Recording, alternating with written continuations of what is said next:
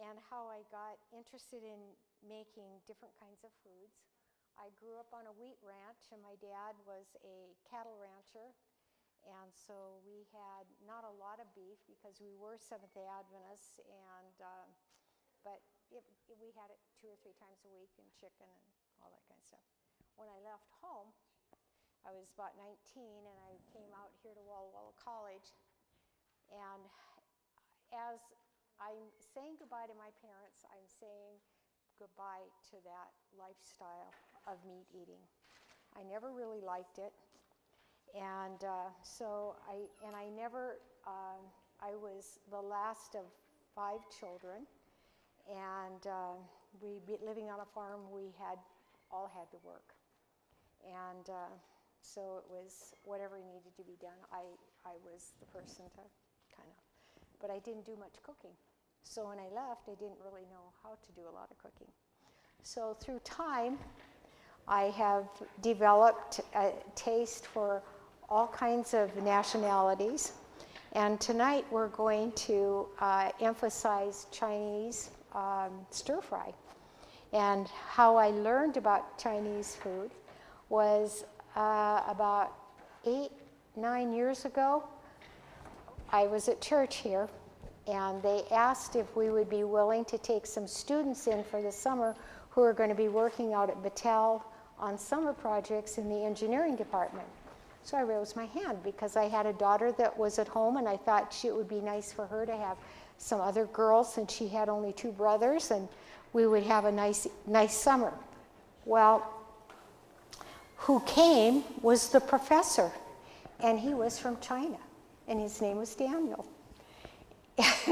And he stayed with us during the summer because he didn't want to leave his students at the, they were going to be doing some research and had to do some paperwork, and he wanted to make sure that they were doing everything right. So he would go out there during the day and work with them, and then come home in the evening and wanted to pay me. And I said, I really don't want to be paid. I would just like it if you would show me how to cook the kind of food that you ate in China. Well, he said, that's no problem. And in having him in our home, his family were farmers, and nobody in China owns any land. The government owns all the land, and you are their serf. And his family was that way, and the government promised them that they would supply them with all the food they needed for the year. And in the fall time, the government would come and after they had harvested, and take the grain and whatever they had grown and take it. And they had enough food until about December. And from December to June, they were scratching for food to eat. And they were all so poor. It was pitiful, the stories that he told. Didn't cook anything inside because they didn't have any of these kinds of burners, no electricity. Everything was cooked outside, and they steamed everything, which is what we're needing to get away from, is cooking with oils and fats and that kind of stuff, and get to a simpler diet.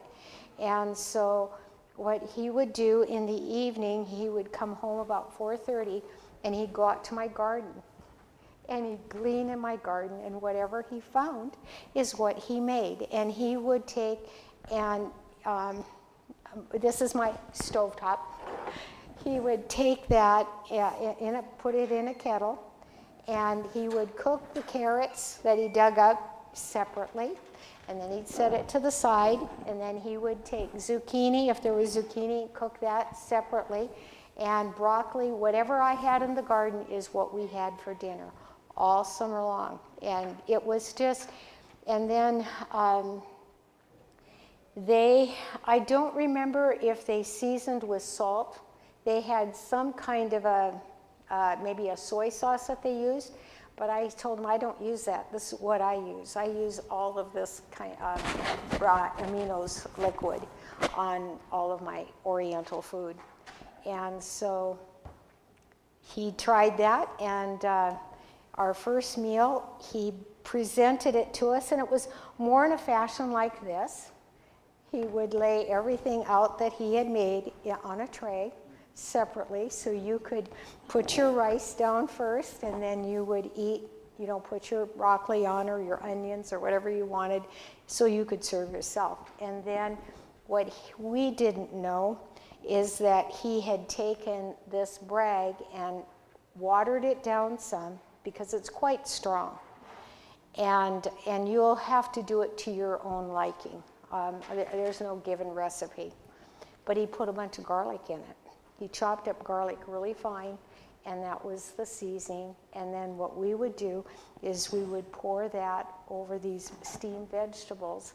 And my son was in college at CBC, and he had a friend, and he lived down the street from us. And they came over, and he said, "Whose shoes are on the floor?" And I said, "Well, those are Daniel's." "Wow, he's so neat." I said, "Well, come and have dinner with us." Oh, he was so impressed. Anyway, he wanted him to come live with him. But it was just a delightful summer. And he was just such a wonderful, wonderful person. He became, and I think that what I'm showing you is pretty self-explanatory. You just steam each of the vegetables separately, and that's what I did today. I put everything separately in a steamer, did the carrots first, steamed them for about 4 minutes, so they're tender, but they're not crunchy. And then I did the onions, the broccoli, all between 2 and 4 minutes on high heat in a steamer, and let them steam, and then I just let them be set aside. And Wanda is going to bring out the wok and let you see what it looks like, because what I do is I put everything in a pan. I don't separate it out like Daniel did, but because he's special, he could do just exactly what he wanted. And then what we added to that was cashews or almonds, just to get a little bit of a different look. Okay, awesome. Thank you, Sharon. But this is what it looks like when it's blended and put together. Isn't that beautiful? God is so wonderful. It was all cut up before it was into the bowl. Pardon? You steamed it and cut it? I cut it first and steamed it. Okay. Spent all afternoon.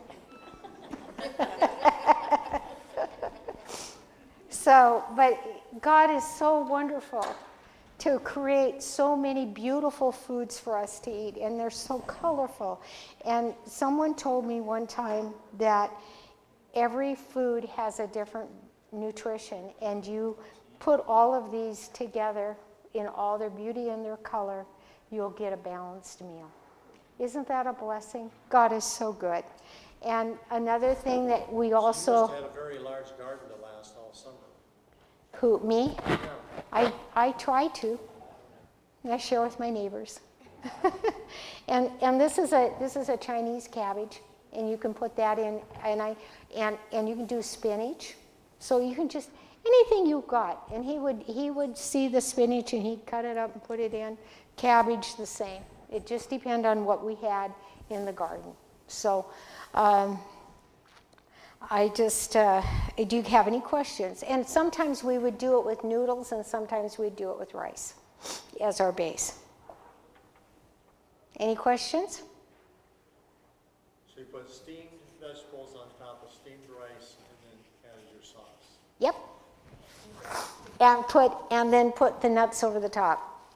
And if you're doing, and the sauce over the top. Pardon? The sauce of the nuts go over the top, versus the sauce within the vegetable. No, because everybody likes to serve themselves. Some like it a little bit stronger, and I put a lot of garlic in, because I just love garlic. So, and if you're at my house, we'll all smell like garlic, and it won't be a problem. Right? The cabbage also gets steamed when you use cabbage. It also gets Yep, you steam it, yep. And she's going to bring you a sample here and see what you think. Are there spoons? Should I get some spoons? Can I help you? Here, let me help you, honey. Okay. And I use celery. I like celery. And onions, just anything. Oh, here, sweetheart. So sorry. That's okay. Here, Gordon. Here, I'll get it for you. Okay. Is there a favorite vegetable that you like? I love all vegetables. Oh, I've never put Brussels sprouts in that. It has a little bit too much of a bitter taste. So that's probably the only one that I haven't used. And they have, in China, they have they call it a Chinese radish. Are you familiar with that? You can get it over at Andy's Market. I don't know if you can get it. Yeah, yeah. But there's one that doesn't have that radish taste. And what they have done, the place where his family lived, what they did is they planted it and they put it in the seed in tubes, because it grows if it grows vertically, it grows like 6-8 feet long, and it was hard to harvest. So what they did is they forced it to go horizontally in the ground. It's just so interesting. It was so much fun to have him. When you steam, do you prefer steamed for crunchiness or softness? When you steam it, you can control the crunchiness. And I like it slightly crunchy. Are you feeling that? You don't want it mushy. And if I do it, and I have done it in a wok or on my stovetop, and lots of times it gets mushy. So what I did today is I steamed it and I timed it. So when you were here, you heard that buzzer going off all the time. That was like every 3 to 4 minutes, I was changing and putting a different vegetable in the steamer. It is good. What do you steam it with? You steam it With just water. cabbage first, or you steam it with Okay, carrots so, first? well, today I did carrots first, but I just had water at the bottom, and then I had a kettle that has holes in, a strainer type pot that goes into the water pot, and I just put the vegetables in, the carrots in there, steamed it for 4 minutes, and then I took those out, and I put cold water on them, because you don't want them to keep cooking. So you put cold water on them until the vegetable that has come out of the steamer is cooled off. That way it's not going to cook anymore. And the next thing I did was I did cauliflower, and I did that for 3 minutes. And then I took that out of the colander and put it in cold water and rinsed it off, and then put it in a container to just set. Once it was, and then we just warmed it up in that wok. So, and if you don't eat, Yeah. So you do each vegetable separately, and that's what Daniel taught me was the key, is to have so that it's fresh and it's not mushy. Yeah. So. What about the rice? How'd you put that? Well, she put that in a rice cooker. Okay. Yeah. So you can cook that with rice. But Wanda made this for me as a favor, the rice, and I thank her for that, because I'm not very good at making rice. I still need to learn to do that. Any other questions? And then too, with the tomatoes, we did not steam them. We just put them in at the very end when we were warming everything together. And I always do that. I never put the tomatoes in to cook, because I don't want them to lose their firm texture. Okay? Dennis asked about rewarming. How do you prevent it from being soggy? Well, because what I've done is when I steam the carrots, they come out of the steamer and I put them in cold water. I let them, they have to get cold, and then I let that drain a little bit, shake it good, and then I put it in a bowl and set it aside. And if any moisture collects at the bottom when I go to putting it in the wok to heat it up, that's all settled at the bottom, and I just kind of pick the vegetable out from the top. And then they do the same process with the snow peas, with the peppers. They all go in that kettle separately and are steamed. And the steamer really doesn't touch, the water doesn't touch the vegetable in the steamer. You want to keep as much nutrient in that vegetable as you can. If you're going to be cooking it, you're going to lose a lot of the nutrients that are in it. But if you steam it, the nutrients are staying in it, but the water is underneath bringing the steam up to make it soft. Does it make sense? Yes. Sodium is in that. Oh, probably tons. I know, you can. It has 310 milligrams, or 13%. So what we did is we watered that down. I probably put about a half a cup in 4 cups of water, but you could do more, okay? And that's why you don't go overboard with that, okay? And I did not, when I steamed it, I did not put any salt in it. I just did it naturally. So could you steam the vegetables? Would it lose a lot of nutrients if you did that like in the morning and then warmed it up in a wok in the afternoon? Don't know. I think that in reality, you want to do it shortly after. You want to eat it shortly after you've steamed it. So you've gotten. We just did that. I've been steaming these here since about 4 o'clock. So you.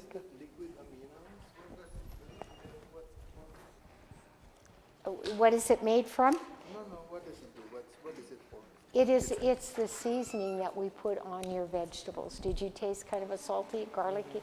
And we put garlic in this, okay? So the liquid that was put on there, maybe,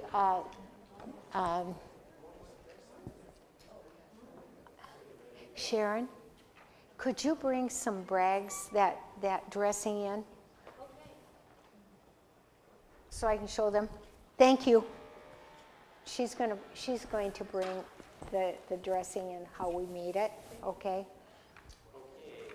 Is that it? Yeah, I think that's Okay. it. So Okay. thank you very Oh, much you're welcome. for making such an awesome presentation. Oh, well, it's just like, it's beautiful. So this is it. And look at all the garlic that's in there. Stir that up. And I had about this much of the Bragg's, and the rest of it was water, and the water came up to about here. So it was about a cup of water. But you can liquefy it and put more water in it if you don't want it to be so. Does that answer your question? Do you soak the vegetable in there? No, because I think it gets too salty. I just sprinkle it over the top. I have like a little gravy tray or a gravy server, and I just drizzle it over the top. And yeah. And if you get too much, then you just take more vegetable. After steaming it? Yeah, that's the last thing I put in. I do not, when I steam it, I just steam it in water. Okay? What happens if you steam it with it? I wouldn't do that. It'll be way too salty. Vegetable and steam it, what will happen? It will get way too salty. You can try it. You're free to try it. So I'm going to have everybody move over to that side. You can bring your chairs. Okay, Thank all you. right, thank you. Don't need to take your chairs, there's plenty of chairs already there. There's already plenty of chairs. Thank you. Oh, yeah. Unhook me. Is that I think he's coming. No, I hope not.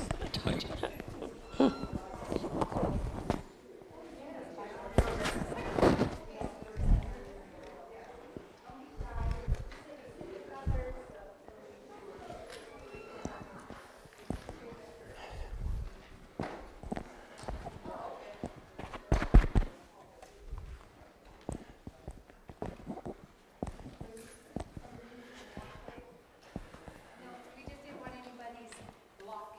They're gonna get blocked by this, Yeah, hey, Farrell. Good to see you. Very good. All right, Debbie. Good to see you. I know Dr. Stanfield is going to give you a hard time. So, yeah. Yeah, you're going to be blocked by this. Yeah. Okay. We're so happy to have you here today for today's health seminar, and that was a very excellent presentation on steaming vegetables, and we do that a lot.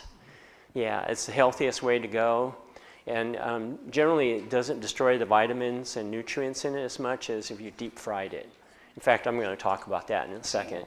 Today's talk, well actually before I do that, if you're going to do a new diet or a new exercise program, you should check with your primary care. So today's talk is about arthritis. Everybody's got arthritis, and it's hard not to get it. The way I used to see it was when people that played sports or football or basketball and stuff, or even just leisure sports, they would get injured, and then it puts a ding on the cartilage in the joint. And then 10 years later, when they're no longer teenagers, it manifests them when they're about 30 years old, 40 years old. That joint that got injured a long time ago now is painful. It has more injury than somebody who didn't play sports, but we all play sports. It's part of our heritage. So we need to play sports. And so arthritis is part of life, at least in the United States it is. And so arthritis means that you have joint pain, joint stiffness, meaning your joint doesn't work, and your range of motion is less, and there's fluid inside the joint. And I know a lot of people have that, fluid inside their joint, and it has to be either drained out or you have to let it go out naturally. Also, there's a loss of cartilage from the joint. That's really the key part. The cartilage coats the joint and allows it to move smoothly. And when that cartilage is gone, it never comes back. You only get one set of cartilage, and once it's gone, it's gone. So as a result of that, you lose your ability to walk well. You lose your ability to use your hands well. It's painful because every time you try to move it, it's stiff. And that's what's going on. Okay, so some of the things you can do, and I already brought before, we want to exercise. Exercise is good for you. So if you have arthritis, you're thinking, well, you can't exercise because it's painful. Well, there's other ways to do it. It's like swimming and water aerobics, because the water buoyants you up, so it helps you float. So it's not as painful, and generally the water is warm too. And exercise increases the blood flow to the cartilage and brings nutrients. Also, exercise strengthens the muscles around it, so it stabilizes better. So you have less of this problem of pain because the muscles splint and protect the joint. And sometimes you use physical therapy to help you because it can help you strengthen certain muscles around the joint, and also helps help you walk better and give you a better posture. And so the whole idea is to strengthen the muscles around the joint so you're better fit, and you're stronger so you don't have as much problems with your joints. So physical therapy is very helpful. So if you ever get stuck and you can't do it on your own, I used to just give them a referral to physical therapy, and it was beneficial. Physical therapy helps people because it can tell you what kind of exercises to do. So when you do exercise with arthritis, so I don't know how many people have arthritis in here. I'll admit I have it. There's a whole bunch of people have arthritis. Keep the impact low. Use heat. Move gently and warm up first before you do it. So warming up is really important. When you played sports in high school, you warmed up. And you go slowly and easily. And afterwards, you can use heat or ice to calm it down. Whatever is helpful.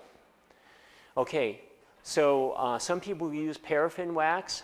Some people use cold, depending on how they feel about it. And what it does is heat and cold can help you lower the dose of medications that you use.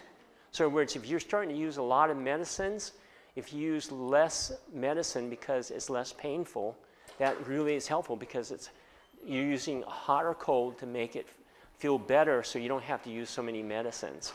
Also, you can use what we call braces or canes or inserts. Like right now I have inserts inside my feet because it's painful. I think I got arthritis in my foot, and it stabilizes the foot more. Also, you can also use massage to help lower the dose of medications. The lower the dose you have of, or the more the massage you can use a lower dose of medicine. So the whole idea is so you don't have to use a lot of medications. Okay, what kind of medications can you use for arthritis? Well, there's things called like Advil, Aleve, non-steroidals, and they can help relieve pain and reduce inflammation. But the problem is with the anti-inflammatories like Advil and Aleve, they can cause ulcers, heart problems, and kidney problems. So you have to be careful with it. So that's why a lot of people use Tylenol. And the other thing people use sometimes, not often, but is use a steroid, like oral steroids, or use a steroid injection. So it's going to be really common for particularly even primary care, or the orthopedic surgeon will use a steroid injection to help calm the knee down. It's not permanent, it's temporary, but the thing is it allows them to be able to use their knee. Maybe it'll make it to that graduation or to that vacation. Yeah, that vacation. It allows them to get there. So other things people use is like hyaluronic acid, and that was invented, I know the year it came out, in 1996 when the hyaluronic acid came out. It was very expensive in the beginning. It's a lubricant, a gel. It's not permanent effect, but it can help you get around and help you make a decision what you're going to do afterwards. And also there's PRP. Who's heard of PRP? Okay. Okay, some of you have. It's not 100% proven, but it can help. It's hard to tell. It's not covered by insurance. It's very expensive. This picture shows one of the topical anti-inflammatories. A little less effect on the kidneys and the heart, so that's why I use it. There's another one called glucosamine and chondroitin sulfate. It's mixed results right now, and I'm not going to push it, but you can pick it up in the like Costco or Walmart. And there's also rheumatoid medications. They call it DMRARDS, and it slows down the progression of rheumatoid. I don't know if people heard of rheumatoid arthritis. It actually slows it down, but it's a medicine. There's also, of course, side effects from it. So the rheumatoid medications like DMRADS, I don't know why they made it so long, but anyway, that's another medicine you can use. So you probably might have heard of it, like methotrexate, sulfasalazine, Remicade, Humira, all these really fancy medicines. Now, if everything fails, like you tried everything from taking medicine in my mouth, trying to exercise more, and trying heat and cold, you can go to surgery at the joints. And surgery joints include joint repair, where the one that came out when I was just starting was they scrape a little bit of cartilage from your knee, and they take that little sample of cartilage, grow the cartilage, and they send it like to Boston. It used to come out of Boston. And that cartilage grows grows up in a test tube, and then they inject it back in to fill in the defect. It's for small defects of cartilage. So that's for people that, like, say they're generally very young and they got a bad sports injury and they had a ding in their cartilage. What I mean by that is, so this, look at this. This is a knee right here. And there's a hip up here, I don't think, but they have a scrape on the cartilage where he puts a hole in it. And that was a big thing. They call it cartilage regeneration, and then they put it back in here. So that's one option. It's probably not an option here today, but it's still a very popular way of doing it. They harvest your own cartilage, so it's yours. They grow it, and on the second surgery, they inject it back in. The other one is the joint replacement, which I would have to say that's a very popular way of doing it. And there's also joint fusion, but nobody does that. But they used to do that a lot. I still remember people doing that. Joint fusion, where they fuse the joint so it doesn't move, so there's no pain. So the other one is, like I said, a joint replacement.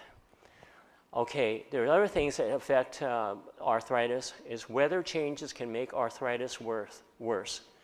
When the barometric pressure changes, when the weather changes, a lot of people complain about that. I don't know anybody experiences. Anybody here notice that weather change can affect it back there? I see it, okay.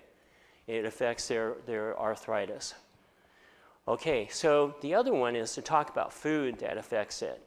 And there's two types of benefits from diet. One is from easing the pain by adding foods that relieve arthritis and removing foods that make arthritis worse. So basically, Arthritis Foundation explained it as that while food doesn't cause or cure you of your arthritis, but the food can help or hurt your arthritis. So you're trying to pick their foods that help you. And that cookbook there is for a complete anti-inflammatory diet for beginners. Food that doesn't inflame your body. That's the whole idea. Has anybody heard of that? Because it was kind of new to me too. Where you eat certain foods that are less inflammatory, so you have less inflammation in your body, so you don't have as much pain from arthritis. So the first arthritis we talk about is osteoarthritis. That's the most common arthritis. That's from wear and tear. It's from trauma, from injuries. And so the knee on the right is normal, and the knee on the left is worn down. So it has bone-on-bone contact. And you see the bone-on-bone contact on the right hand side. It's contacting on the we call it this is the right knee, so it's on the lateral compartment. So it's caused a lot of pressure and swelling. And that's the most common type of arthritis that you're going to deal with. That's what we're dealing with most of the time. And then you can have, to treat this, probably the best way is with Tylenol. And if you have to, you can use Advil and Motrin. Again, there can be side effects. However, if the joints are swollen and warm to touch, like they're hot, probably non-steroidals are best, like Aleve, Motrin, Naprosyn. And you can also use topical anti-inflammatories, which topical means you apply it on the skin. They do sell that. That was when I showed you earlier. And you can see the joints are swollen. So this is arthritis of the hand. Okay, so the idea of eating the proper foods is eating foods that have as little processed food as possible. And you want as much nutrition as you can from the food. So you almost have to know what foods cause inflammation and which ones decrease the inflammation. And so, like for example, in these diagrams, like for example, gluten from wheat tends to be more inflammatory. Processed meats tend to. Fried foods, dairy products, fast foods. And healthier foods are like nuts, avocado, and spinach tend to be anti-inflammatory. So if you're suffering from arthritis and you're having pain from it, it's better to eat things that are less processed. And processed foods includes usually salt and crunchy snacks, which are the good foods. I like it, but that's not good for you. And gluten from wheat triggers an inflammatory response from the immune system. And I don't entirely believe in gluten, but a lot of people have gluten. They're sensitive to it. They're very super sensitive to gluten. And certain people, when eating wheat, can lead to joint pain. So it's real to these people. And foods that will help with inflammation are like antioxidant foods like blueberries and a Mediterranean diet, because it focuses on a plant-based, minimally processed foods. And so eating more whole foods means foods that are not processed, not made artificially, not created so it can be preserved for a long time, seems to help, and also makes your medicines work better. So that's the point about inflammation and arthritis. There's many different types of arthritis. You can see on the left there's osteoarthritis, which is the arthritis that we talked about earlier. but there's also the inflammatory arthritis like rheumatoid arthritis, psoriatic arthritis, ankylosing spondylitis, and gout. I don't know if you've all heard those things before. Those are weird words, but these are the arthritis that have inflammation. And like rheumatoid arthritis and the other ones, the body immune system's actually fighting your own body's joints and cartilage and eating it up. Where the osteoarthritis is from trauma and wear and tear. Like it's just rubbing back and forth all the time and you finally wear down. Well, the other one is your own immune system is going there and eating up your own cartilage and your own joint. That's the problem with it. So rheumatoid arthritis is an autoimmune form of arthritis that affects a lot of people. And it attacks and destroys the body's own joints and tissues instead of bacteria. And most people, what they do is they eat foods that are less processed and more nutritious. And you're trying to get your nutrients in the most natural way you can get it, rather than being processed. Okay, psoriatic arthritis also, it's a disease that affects the tendons and ligaments that connect to the bones. It's one of the inflammatory ones. It has other problems like psoriatic or heart disease. And the idea is to eat healthy foods that reduce inflammation like berries, nuts, and leafy green vegetables. So again, the diet makes a difference. And 5 foods that reduce inflammation, improve arthritis symptoms like blueberries, cherries, broccoli, avocado, turmeric. And the ones to avoid are the processed foods up there. You see it on the left-hand side. Okay, another one that seems to help reduce inflammation is omega-3. And omega-3 foods can reduce morning stiffness and joint stiffness. Again, it doesn't cure you, but it helps you improve your symptoms. Otherwise, you have to rely on more surgical means to take care of this. And the foods that are rich in it are like walnuts, chia seeds, spinach, and soybeans. So at the very bottom, you see flax seeds. How many people are using flax seeds? Quite a number, yeah, because it has omega-3. It helps you with inflammation, and it helps your brain health too, apparently. Okay, the worst foods for chronic inflammation is trans fats. And this was a reference from Frontiers of Immunology. This is what trans fats do. And what they notice also is when you heat fatty foods at really high temperatures, like when you do French fries, super high temperatures, they produce more trans fats.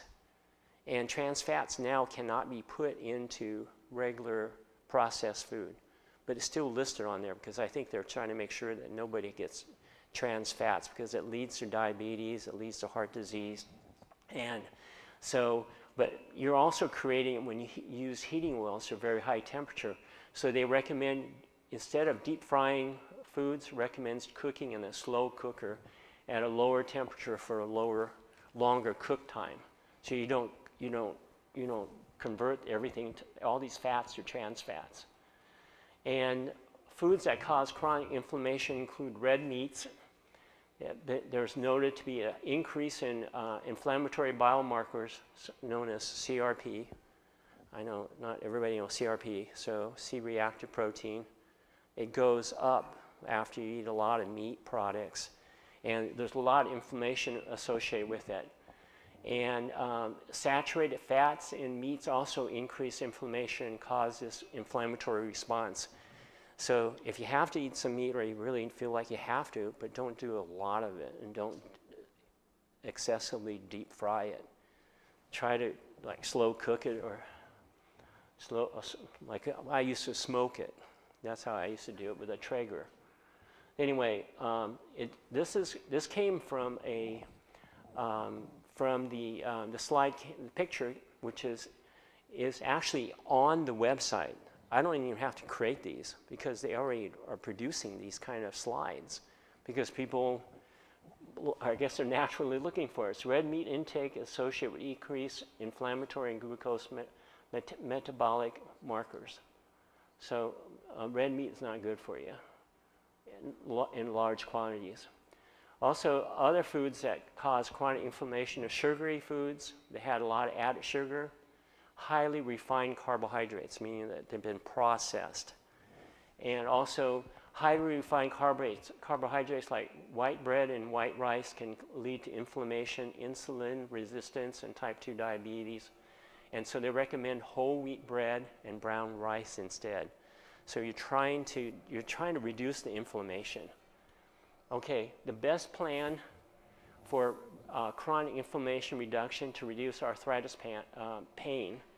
So if you're just trying to reduce arthritis, they recommend eating a nutrient-rich diet including fruits, vegetables, whole grains, lean proteins, omega-3 fatty acids, and I'm going to say antioxidants. And these have anti-inflammatory properties due to their antioxidants, phytonutrients, and other beneficial compounds reduce inflammation and support overall health. So basically, you want to eat a diet that has less inflammation. It keeps you more healthy. And this happens to be also the diet for lowering cholesterol, for controlling diabetes, for losing weight, to be healthier overall. So it happens to be all the same. I feel like sometimes I'm just repeating this thing over and over again on a different topic, using the same slides, although I did make some new slides just to make sure. And this came out of, again, on the web. I didn't have to try to create this. Okay, and also, I think I talked to Brian about this. We need to be patient to allow this to work. We really do. I've been on a diet for 3 years, and it probably took about a year before I could actually say, hey, I can tell the difference. That by eating more healthier, watching my cholesterols and trying to control my diabetes and trying to control my high blood pressure, I actually can say there's a difference. And we basically have to trust in God. Okay, we'll have some more talks coming up from Red Flag Medical Warnings, and we'll have Dr. Miller from Orthopedics coming. And I have some pain management. I also got Dr. Gavin, the urologist. So people that have more other issues can have something here. And now, this most important slide here. Okay. Yeah, he's a handsome guy. Yeah. But before I go there, so this is Dr. Jake Stanfield. He's the joint replacement orthopedic surgeon at Northwest Orthopedics. He's at Cadillac Providence. He's the top guy there. And whenever there's a complication from a surgery done elsewhere, they always call him up, and he's going to fix it. He's also, the other thing is, he doesn't want to admit it, but he's very empathetic. What I mean by that is, empathetic. Empathetic, because he's empathetic to other patients that are in distress or having problems or in pain, and he wants to make sure he alleviates the pain. So he'll take the cases on that nobody else will take. He'll just do those cases, even if there's a higher risk associated with them. So, and then probably the most important thing is, he graduated from Richland High School in 1996, correct? 98. And his wife also graduated that year too. Yeah. And he has 5 kids.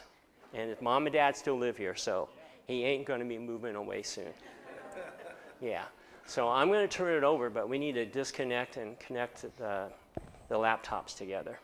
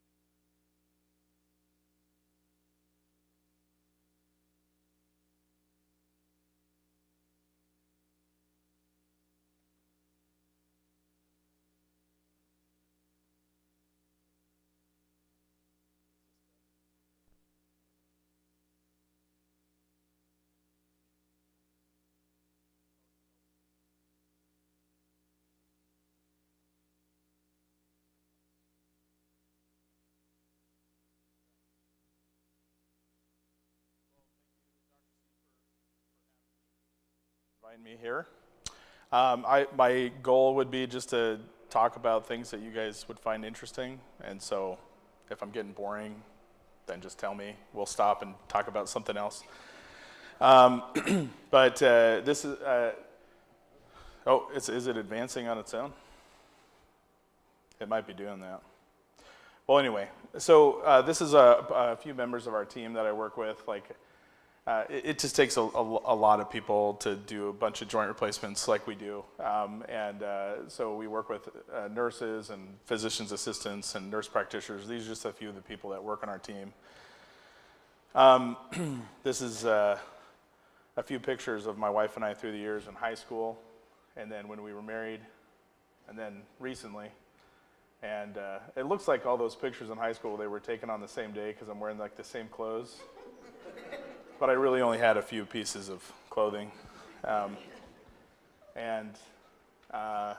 most of my pictures have like 1 or 2 shirts in high school. And then, but it's kind of like the same way now. Actually, I'm wearing that jacket, that suit coat, and that shirt that I'm wearing right now. I just realized that. And the only reason I wear the jacket is because I have a stain here on the shirt, so kind of a mess. But usually I'm wearing scrubs. So this is a good website if you ever, I can give this to you guys later if you want. This covers a lot of pretty basic things to treat arthritis that Dr. C covered quite a bit. Medications, injections, weight loss, exercise, physical therapy, braces and splints, and different types of injections. So, but there's a great website from the American Academy of Hip and Knee Surgeons, or AAHKS. The website's down there at the bottom, hipknee.aahks.org, or you can scan this QR code later if you would like to.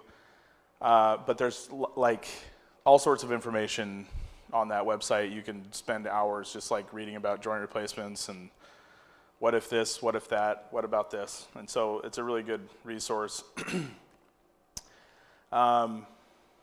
So first thing I would like to talk about is, well, first of all, I do agree with non-operative management first until the pain is significant. I do surgery. I probably do 10 to 12 joint replacements a week. And it's like, it's so common, but you would think that, everybody should do it. Just because it's like it just happens so commonly. But it's a joint replacement's a big deal, and you should only do it if you are having pretty significant pain and other things aren't working. And then you have arthritis or degenerative disease of the joint. So here's a few x-rays, normal joint space in a hip. The next picture, you can see that the space is gone. They got bone spurs. The bone looks more white and has some cysts in it. Those are all signs of arthritis, and that hip hurts. With hip arthritis or problems in the ball and socket joint of the hip, usually people are going to have pain in the groin. I have a lot of people that come into my clinic complaining of hip pain, and they'll kind of like say they have hip pain here, and they'll be like, I have hip pain, and I have hip pain. And that's not, to me, that's not really pain from the hip. So it's around the hip. But so if you have groin pain or thigh pain and knee pain, that is usually the symptoms you'll have when you have a problem in the ball and socket joint, like hip arthritis. So it's not usually the side pain or the back pain. That's usually like bursitis or sacroiliac pain or potentially a pinched nerve in the back.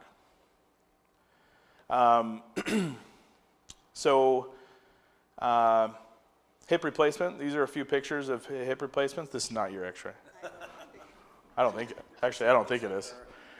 It might be, actually. I don't know. Or maybe it's a Google image. I did both. But these are a few pictures of hip replacements. So basically we cut off the ball. So you can see here, we cut off the ball right here where this arrow is, and you throw that in a bucket, and then you've got this socket that you reshape and put a metal cup in, and then you put this metal stem down the femur, and usually your bone grows into it. You can also cement it in there. There's lots of different shapes. These are probably the most common for pretty standard hip replacement cases. Lots of different shapes and sizes, and there's lots of different companies. And so it's easy when you're thinking about hip replacement or knee replacement in general. There's so much information out there, it's hard to know, like, you can get lost in all sorts of information about what's the best implant, what's the best approach, what's the best technology and the technique and the best surgeon. And it's just, so basically in terms of implants, there's lots of companies, they're very similar. The parts are all basically made with the same materials. They're titanium. These metal parts that you see are titanium.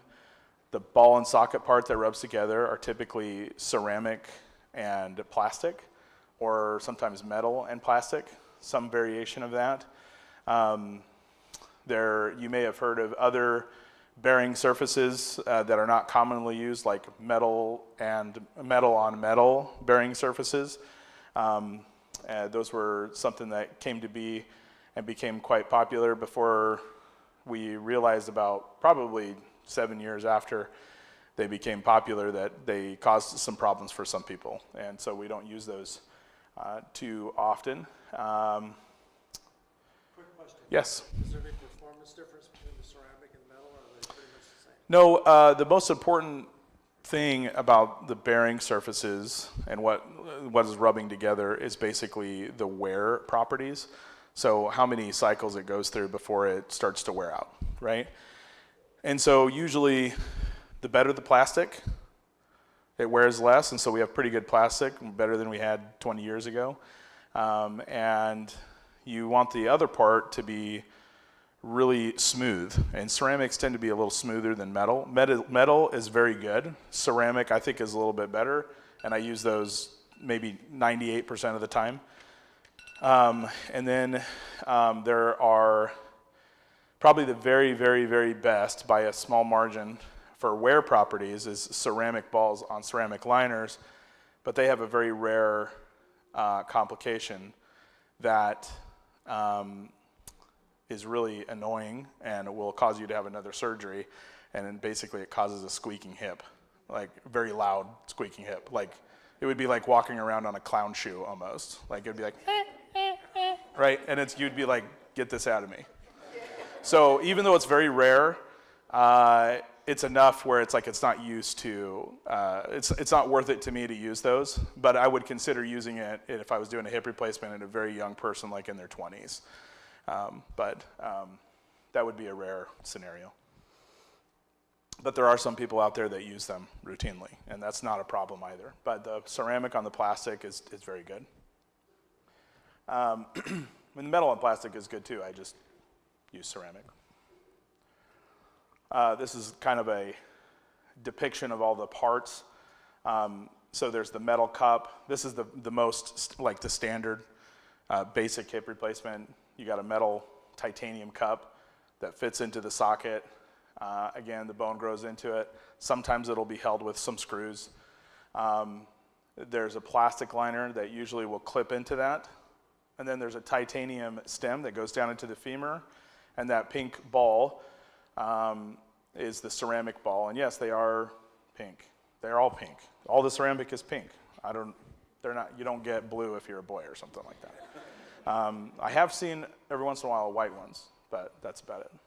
So I don't know why they're all kind of made, no matter what company you use for your hip replacement, all the ceramic are usually made by the same company called Biolux, so that's probably why they're pink.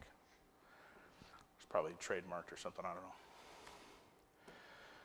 So with hip replacements, a lot of times people will come in and the main thing they want to talk about is how I do it, like which way I do the hip replacement. So this would be a common discussion I have between the difference between an anterior approach, which is the front, or a posterior approach through the back.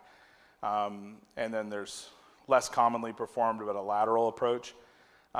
Basically, in my opinion, there's no difference. They're essentially the same procedure, same implants.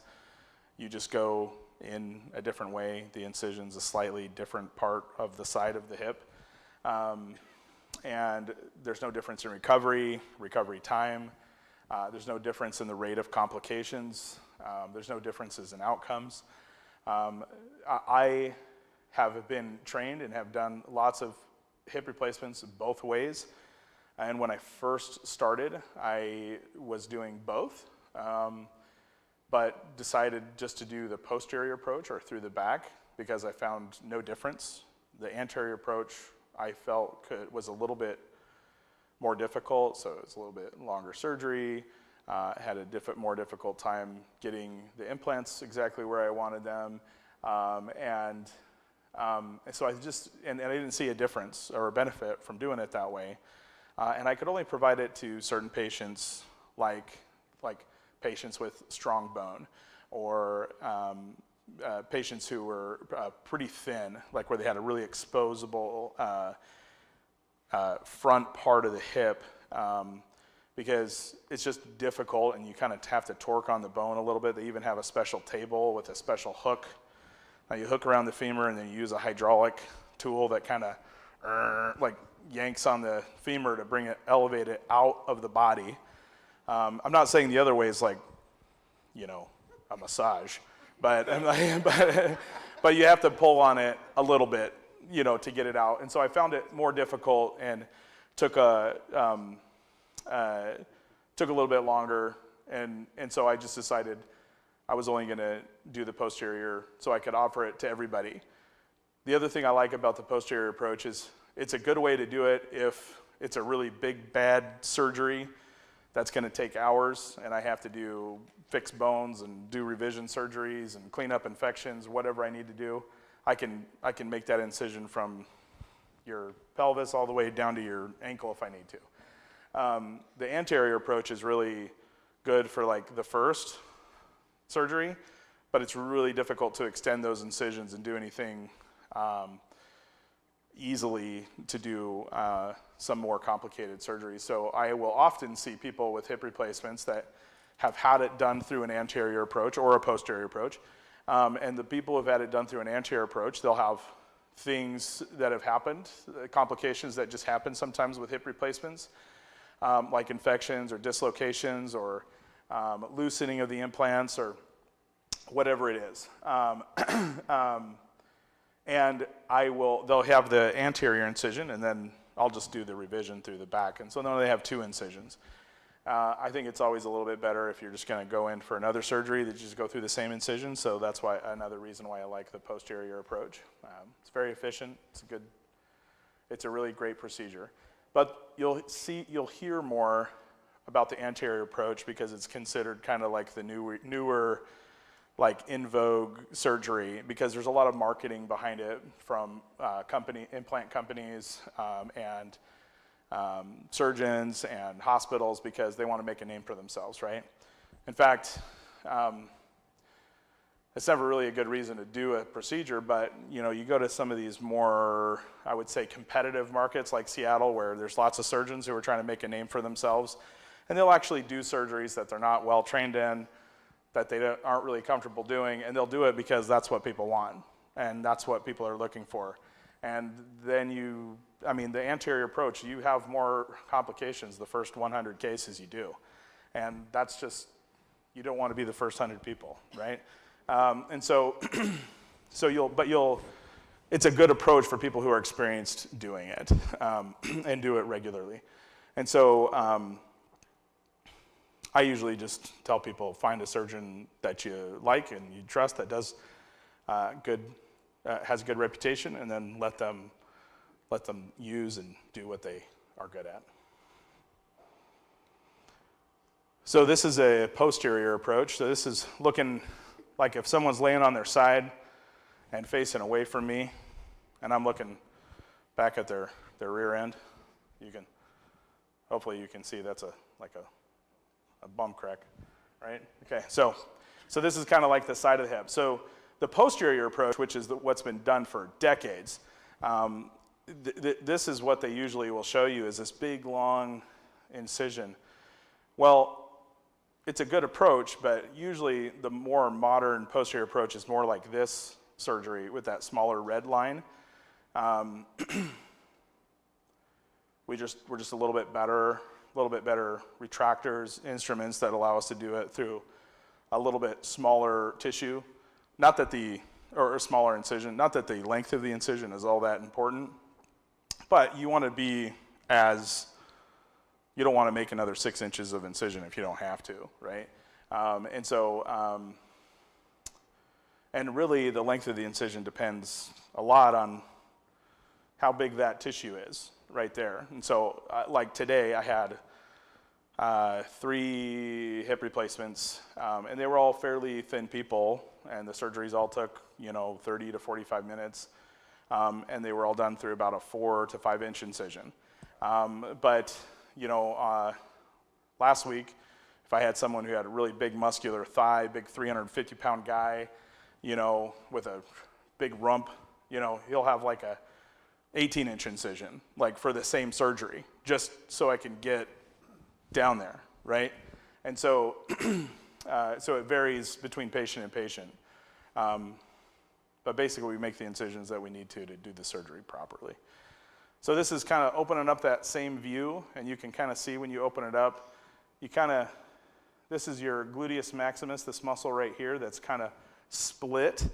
So we don't like cut it or detach it or anything, but we just kind of split it open, like the fibers, kind of like the fibers go this way, like almost like a steak, and you just kind of separate it and you spread it out. And then there's some tendons in the back that you do cut right here, and you kind of open up the hip like a trap door. And then once you once you do that and dislocate the hip and cut the ball out, this is what a socket looks like. And so this is looking straight down from the top of someone's, like if someone's laying on their side like they were on that operating room table, you're looking straight down. And that's the socket, right?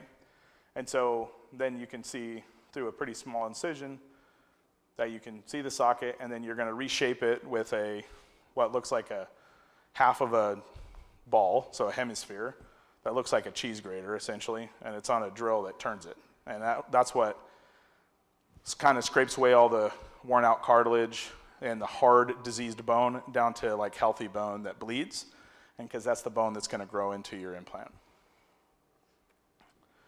And then this is looking at, and I should probably tell you, there's some blood and guts in here, so if you get, you're a little, okay, all right, sorry.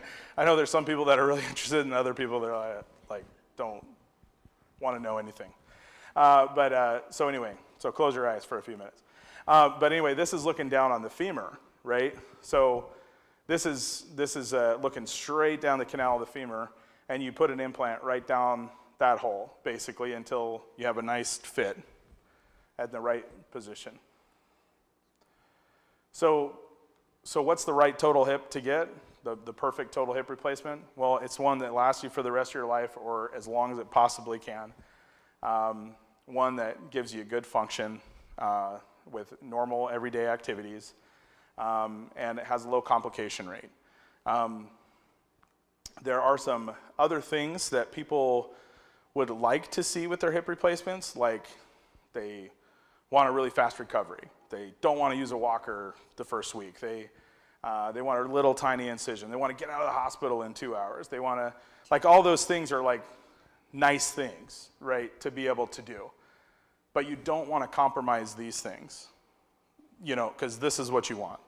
And so whatever procedure you need to do to get this, and without compromising these things, then that's what you do. Because if I got to make a little bit bigger of an incision, and it causes you to have to use a walker for an additional week because it hurts a little bit more, but the hip lasts you 40 years, that's better than trying to make a small incision and I put the implant in the wrong position and it loosens in 5 years, right? Or doesn't feel right, or all those things. So that's kind of my philosophy about hip replacements and surgery in general. Any questions before we move on to knee replacements? Any questions about hip replacements that are burning? Typical recovery. Well, the more I do this, there's not really any typicals, but I would say usually I tell people you're going to walk on it the same day. You can usually go home the same day or the next day. Rarely, but sometimes people will stay a few days. You will use a walker, but you can put weight on it. And I just tell people, take it easy for 6 weeks. So that means you're basically on your butt in a chair or in a bed for the first few weeks of surgery, using a cane. You get up for about 10 minutes every hour during the day. Go to the bathroom, go to the kitchen, walk a little bit, back in the chair, right? Ice it, medicine, just kind of keep the pain under control and just let your body heal, because it has to heal. A lot of people are surprised that I don't do any physical therapy after a hip replacement, because there's not really anything I want people to do yet for physical therapy. Sometimes after about 6 weeks, after people are feeling pretty good, I'll send them to physical therapy because they want to get stronger. But the time to get stronger is not when your hip just got torn apart and malleted and that's right, yeah. So now knee replacements are a little bit different in terms of therapy, because we do need to move our knees a lot, and it hurts to move. And so I send people to physical therapy because it's helpful to have a little help when you're feeling like you don't really want to move your knee, to have someone make you move it. So they're a little bit different. So moving on to, yes. Yeah.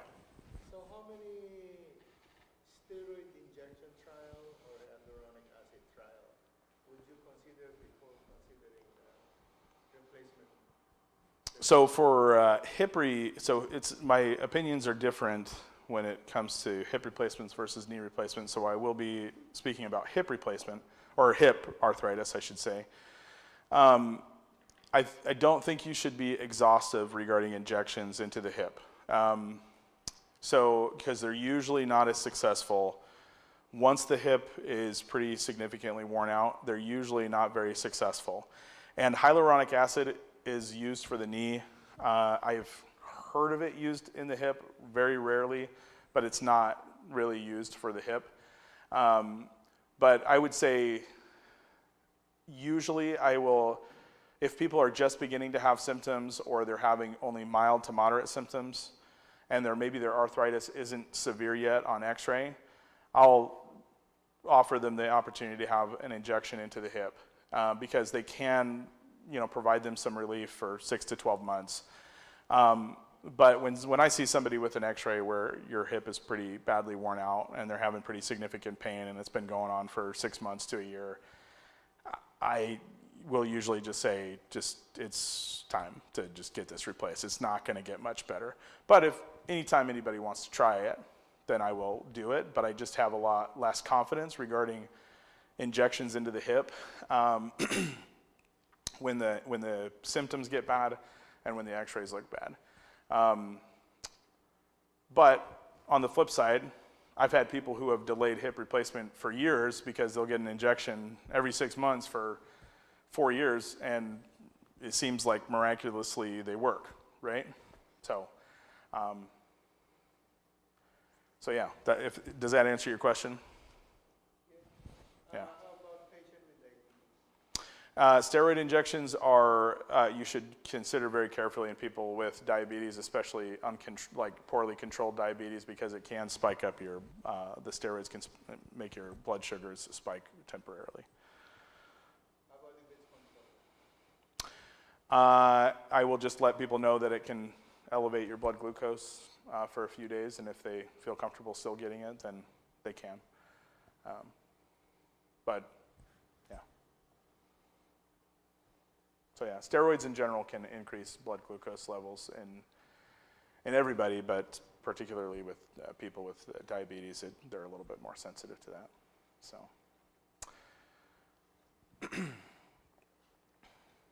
So moving on to knee replacement, there are total knee replacements and there are partial knee replacements. You can replace the inside of the knee, the outside of the knee, and the front part of the knee called the patellofemoral joint. I do all of those procedures. Not everybody does all of those procedures. Most joint replacement surgeons will do total knees, and then there's a wide variety of thoughts. There are some people who don't offer partial knees or will very rarely do them. Or they're a little bit more conservative about who they decide to do partial knees on. But the trick with the partial knees is you have to meet the criteria for being a candidate for a partial knee replacement. And if you're not, then it's not the right thing to do a partial knee replacement. Oh, thank you. I just ate that bowl full of vegetables, which is actually pretty good.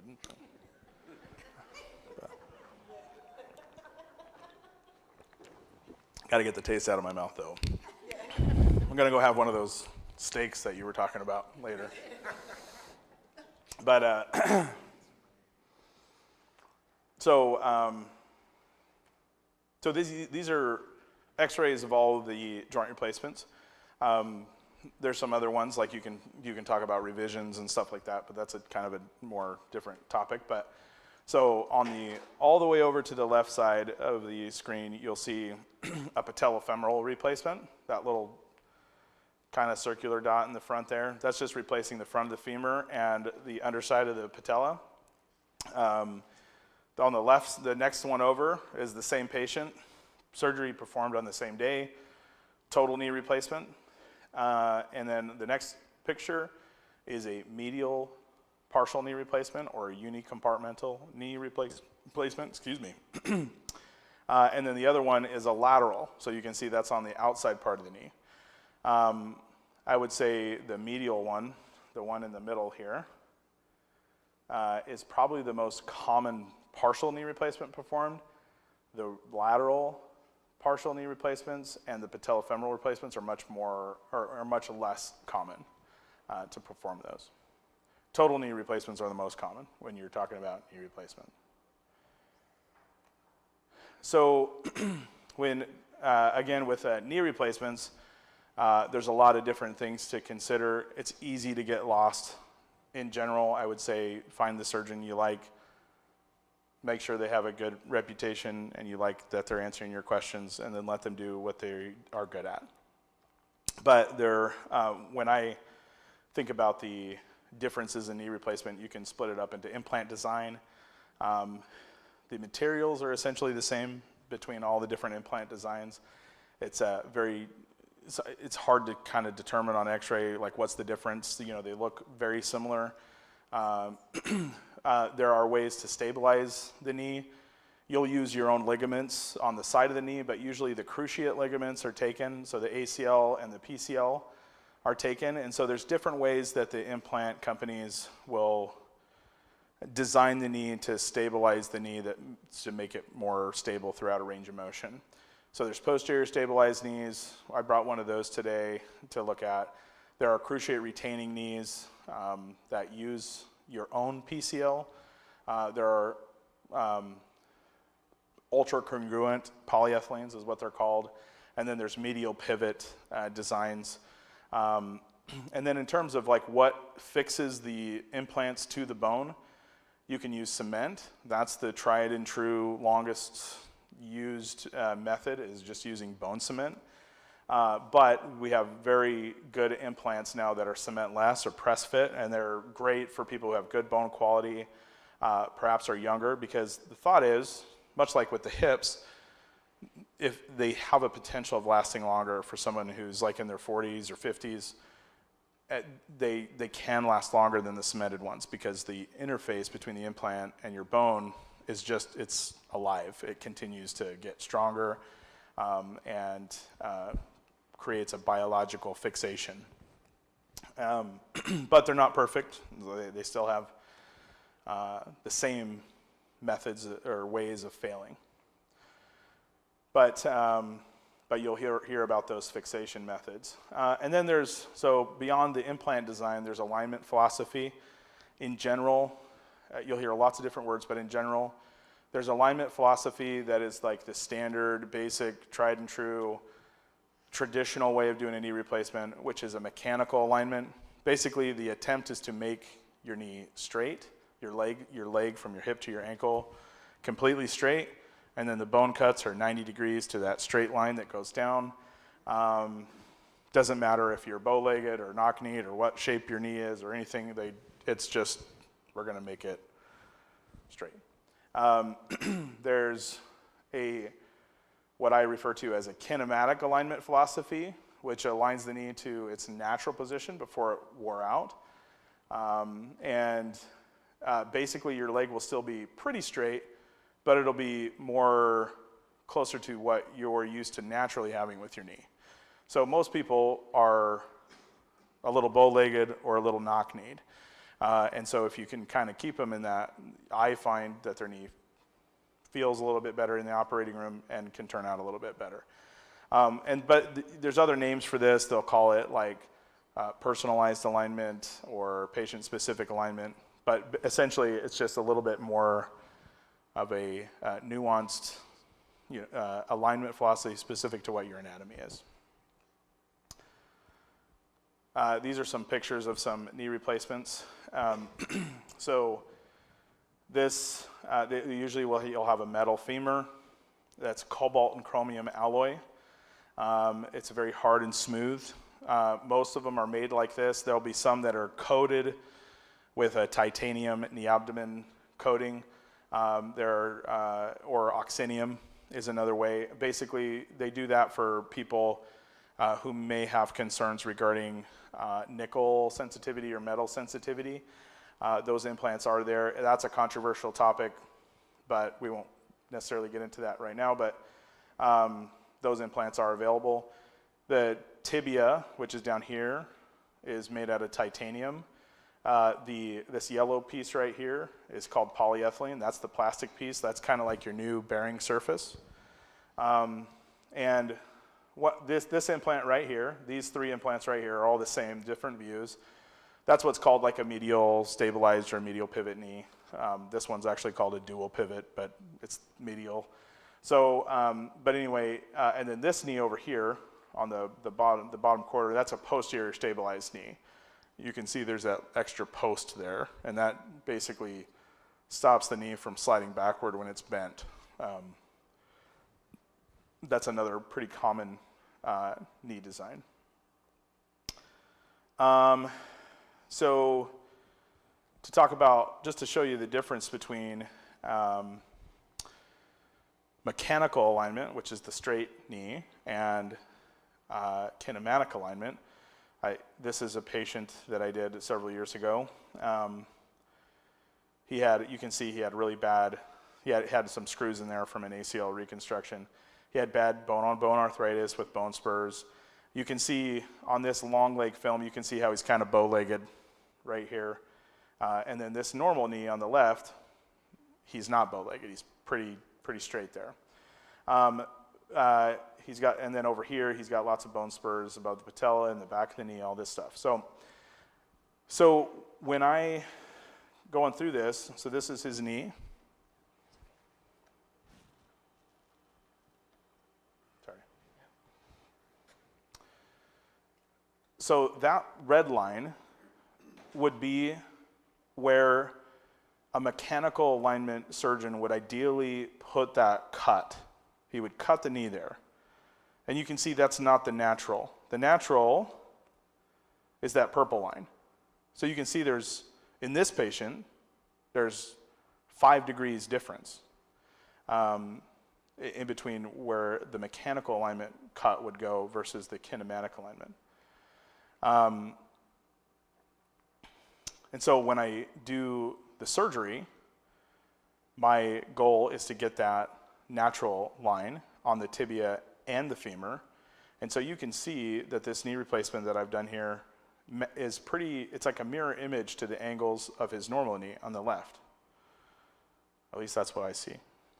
But if you kind of look at this line going down the middle of the knee, that's called the mechanical axis. That would be the straight knee, right? And so that implant, you can see this implant right here is a little cattywampus to that, right? It's not straight down. And so surgeons for a long time have always wanted to see that implant go straight down the bone. It makes them feel better. But that was very, very dogmatic, and there's not really a real reason to do that, actually. It seems that research has shown that. And so,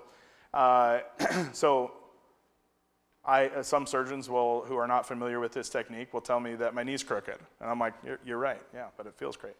So that's the mirror image there. So we're trying to put a knee replacement in its natural position and alignment. But it's still straight. It's just in its normal position.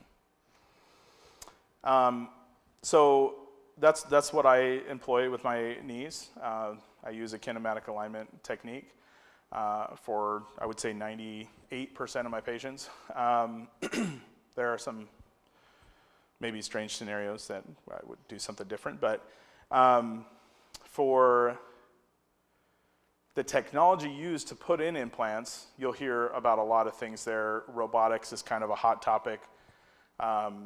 You'll see commercials from Hermiston and Prosser and Moses Lake about the robotic, so, and then there's other tools like accelerometer-based implants, like little cell phone handheld devices that can help.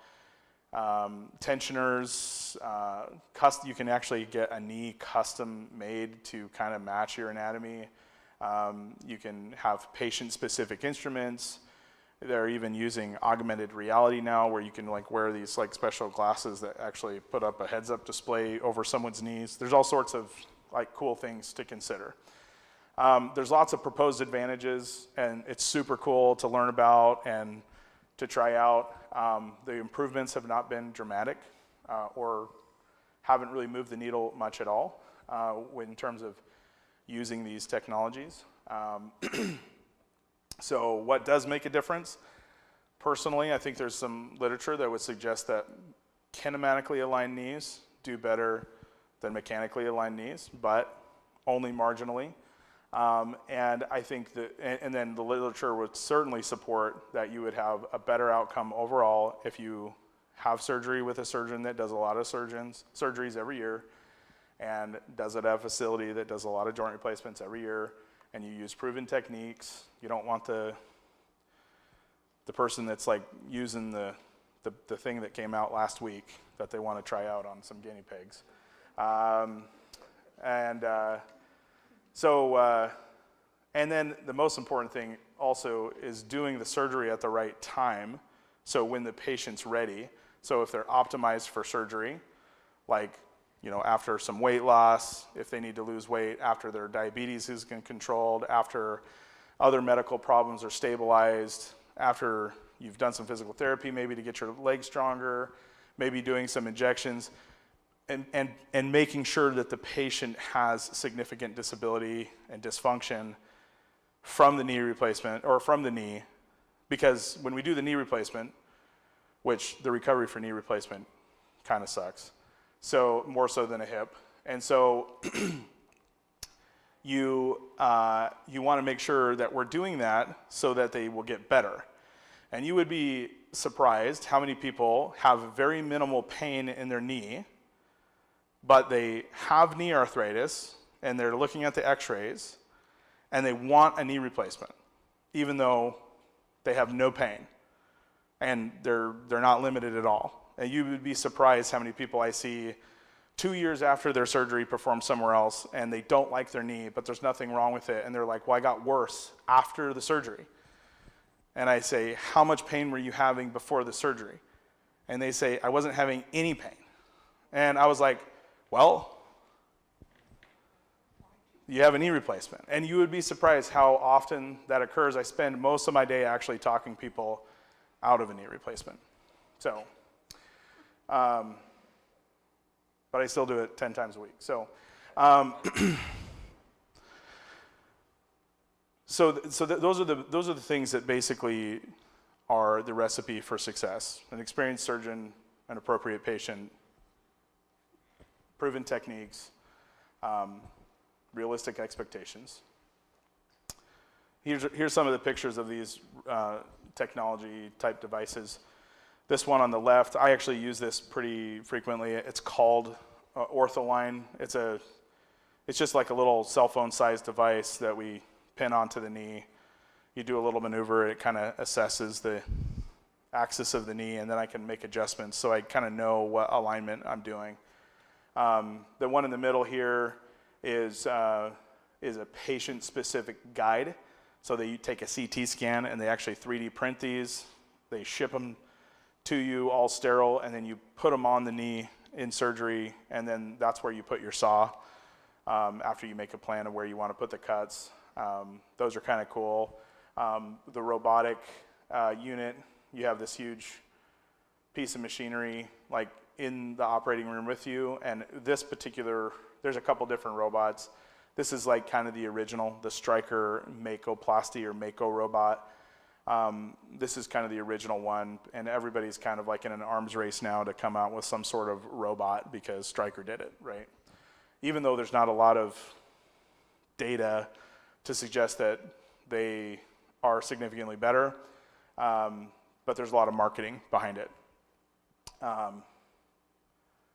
Because they need to do the surgery to pay for the robot. So, because these are like, this robot here can be close to like $1.5 million just for that. So,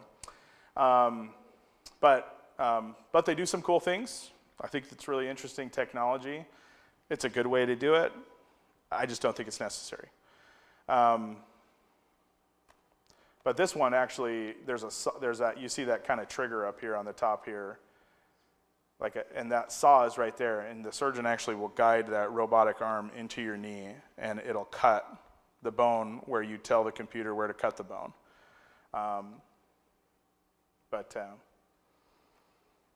Yeah, that's a robot.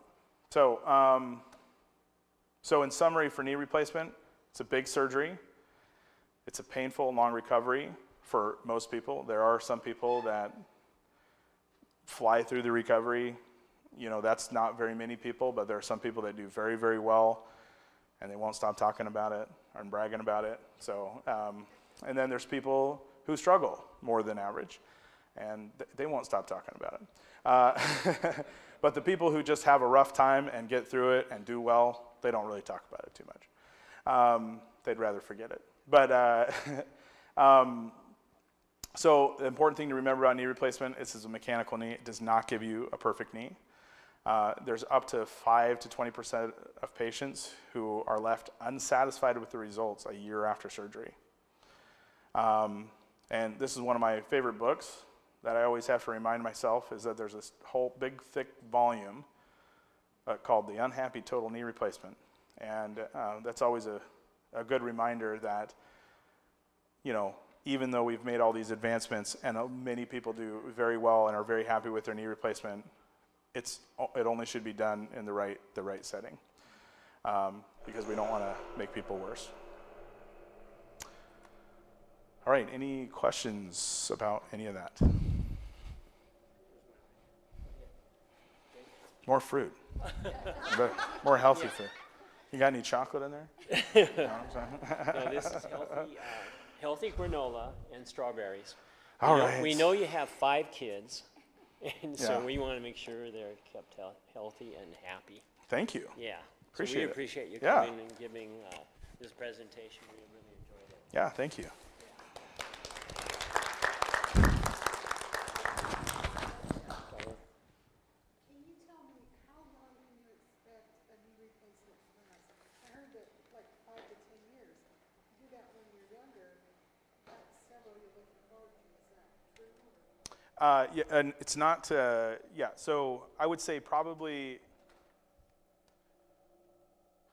the way I usually explain it to people is I tell them, you probably have a 1% risk every year that you have a joint replacement that it's going to need to be redone